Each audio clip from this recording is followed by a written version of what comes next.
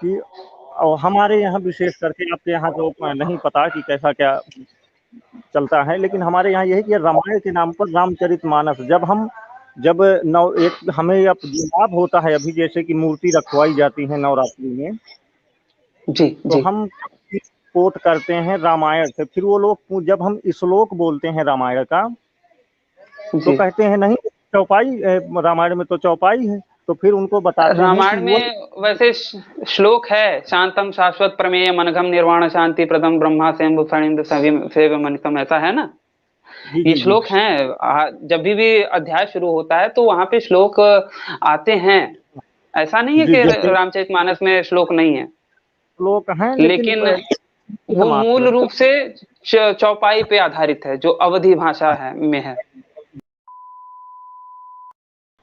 है। जैसे नवरात्रि में जवारे हैं या देवी मूर्ति हैं, जी तो हमने जी। उसमें कहा कि आप करना चाहें तो अच्छा है, क्योंकि ये चीजें, ये रीति रिवाज हैं, इनको चलना चाहिए।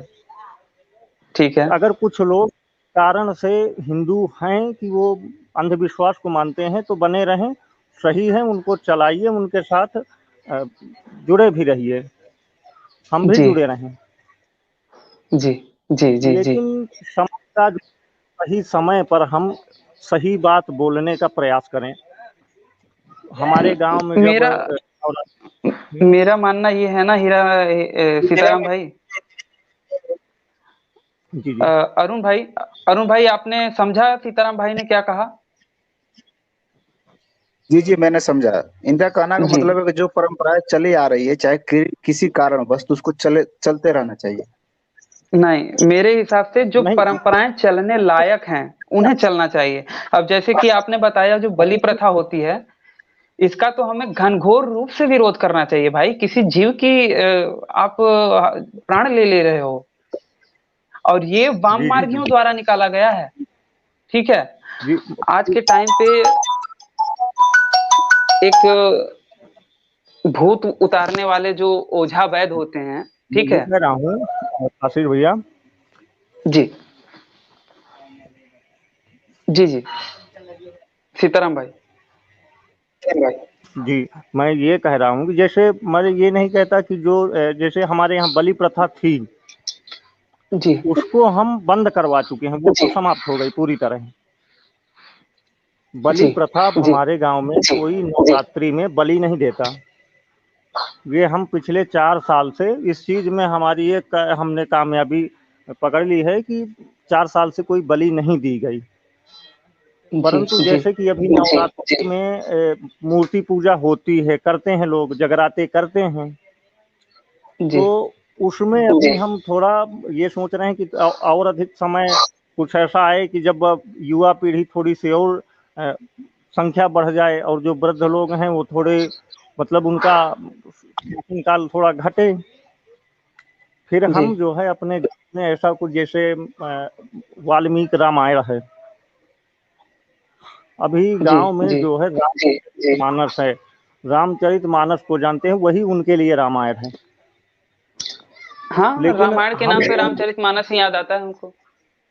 जी जी, यही समस्या एक सबसे बड़ी है गाँवों में कि, और हमारे यहाँ विशेष करके, आपके यहाँ तो नहीं पता कि कैसा क्या चलता है, लेकिन हमारे यहाँ ये है कि रामायण के नाम पर रामचरितमानस जब एक हमें अब लाभ होता है, अभी जैसे कि मूर्ति रखवाई जाती है नवरात्रि में, जी तो जी हम कोट करते हैं रामायण से। फिर वो लोग जब हम श्लोक बोलते हैं रामायण का, तो जी। कहते हैं नहीं चौपाई, रामायण में तो चौपाई है। तो फिर उनको बताते हैं कि रामायण वो में वैसे श्लोक है, शांतम शाश्वत प्रमेय मनघम निर्वाण शांति प्रदम ब्रह्मा स्वयं फणिंद सेव मनितम, ऐसा है ना।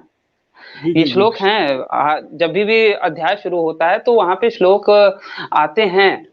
ऐसा नहीं है जी कि जैसे रामचरित मानस में श्लोक नहीं है, श्लोक हैं, लेकिन लेकिन वो मूल मात्र रूप से चौपाई पे आधारित है, जो अवधी भाषा है में है।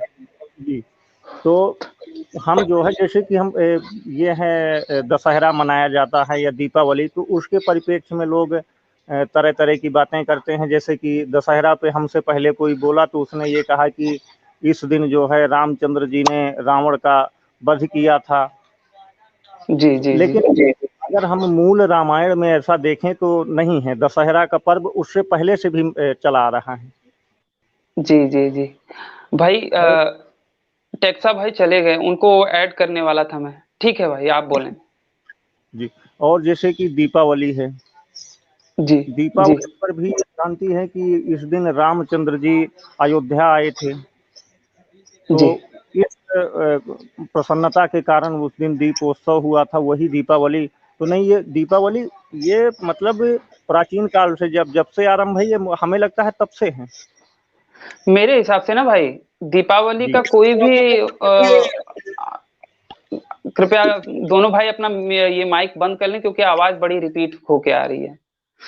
तो मेरे हिसाब से दीपावली का जो भी चीज हो, उसे उस तरीके से नहीं है, उससे किसी को नुकसान नहीं हो रहा है। अगर ये भी मान लिया जाता है कि श्री राम जी उस दिन लंका पे विजय करके रावण का वध करके आए थे, तो ये भी मेरे हिसाब से ये कहीं ना कहीं एक अच्छाई का ही प्रतीक है।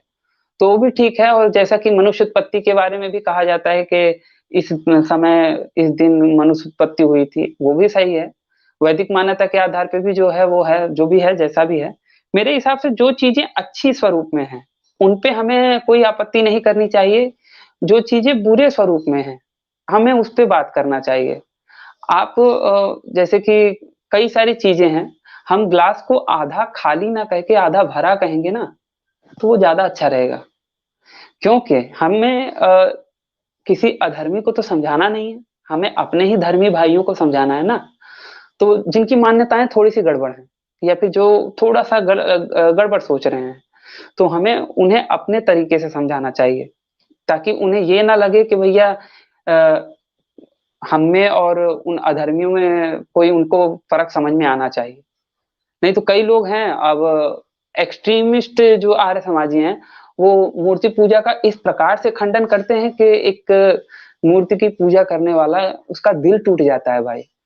और जब किसी चीज से दिल टूटता है ना, तो बहुत ज्यादा दुख होता है, जिसे मैं बहुत अच्छे से झेला हूँ। ठीक है, तो हमें बताना चाहिए। मैं कहता हूँ मूर्ति पूजा का खंडन नहीं करना चाहिए। वेदों में ईश्वर को मूर्ति मानना गलत कहा गया है, लेकिन कहीं पे मूर्ति को गलत नहीं कहा गया है। आप किसी प्रतीक स्वरूप में अगर मूर्ति को बनाते हैं तो ठीक है।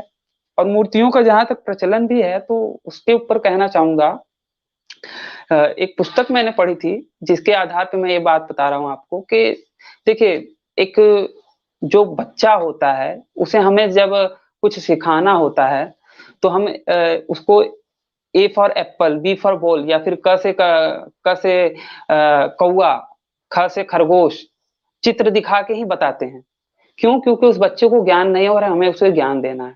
ठीक उसी प्रकार से मूर्तियां जो थी, वो देवताओं के अलग अलग स्वरूपों को प्रदर्शित करती हैं। ठीक है, या फिर एक देवता तुल्य या फिर ईश्वर तुल्य प्रतीक के तौर पे उन्हें प्रदर्शित करती हैं। और इसका बेसिक कारण ये था कि जो शूद्र था, जिसे कम ज्ञान था, उनके ध्यान को लगाने के लिए, उनको समझाने के लिए चीजें ये इस तरीके से आया। लेकिन जब हम गुलाम हुए और हम जब विधर्मियों के गुलाम हुए, तो जाहिर सी बात है कि हमें अपने धर्म पे चलने नहीं दिया जाएगा। और यही कारण बना कि हम सभी ज्ञान के स्तर पे शूद्र के समान ही हो गए। और फिर उसके बाद हम मूर्तियों पर ही फोकस करने लगे और हर चीज उसी पे करने लगे। हालांकि वो भी एक प्रकार से सही है, लेकिन उसका स्वरूप क्या है, हमें ये भी समझना पड़ेगा। ये कटु सत्य है कि एक माँ जब तक उसका बच्चा, वो अपने बच्चे से बहुत प्यार करती रहेगी, लेकिन जब तक उसका बच्चा मुंह ना खोले ना, तब तक वो अपने स्तनों से अपने बच्चे को दूध नहीं पिला सकती।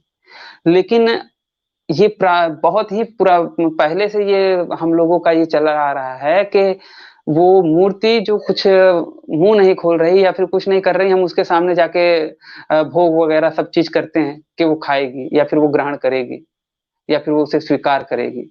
जबकि हम ये मानते हैं कहीं ना कहीं, तभी तो हम 1 किलो लड्डू चढ़ाएंगे, केवल 2 लड्डू वहां पे रखेंगे, बाकी लेके घर पे चले आएंगे।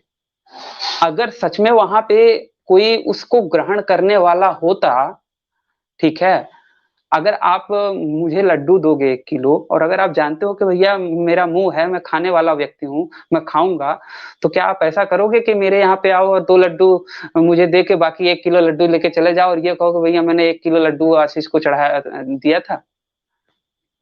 तो उस तरीके से चीज़ें हैं, उसे एक ईश्वर का प्रतीक, उसे एक प्रकृति चिन्ह मान के उसका सम्मान करना, उसकी पूजा करना, उसका आरती उतारना, गायन करना, भक्ति भजन करना गलत नहीं है। मैं जो कर रहे हैं उसका विरोध नहीं करता, बस मान्यताएँ सही कर लें।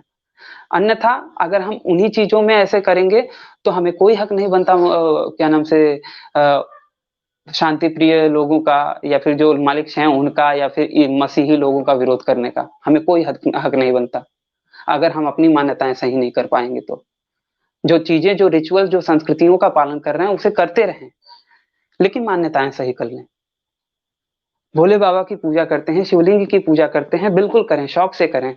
आरती चढ़ाएँ, आरती करें, उसकी फूल माला चढ़ाएँ, जो भी करते हैं सब करें, लेकिन मान्यताएँ सही कर लें। तो मित्रों, आज का हमारा ये वीडियो यहीं पे समाप्त होता है। अगर ये बातचीत आप लोगों को पसंद आई हो तो इसे अपनी मित्र मंडली में शेयर अवश्य कीजिएगा। मित्रों, जैसा कि आप लोग जानते हैं कि हमारा पिछला चैनल आशीष चौरसिया कुछ जिहादी तत्वों के द्वारा डिलीट करवा दिया गया था, इसीलिए अपने इस नए चैनल वैचारिक मंथन को सब्सक्राइब अवश्य करें। इस वीडियो को अंत तक देखने के लिए आप सबका बहुत बहुत धन्यवाद। नमस्ते जी, जय श्री राम, जय माँ भारती।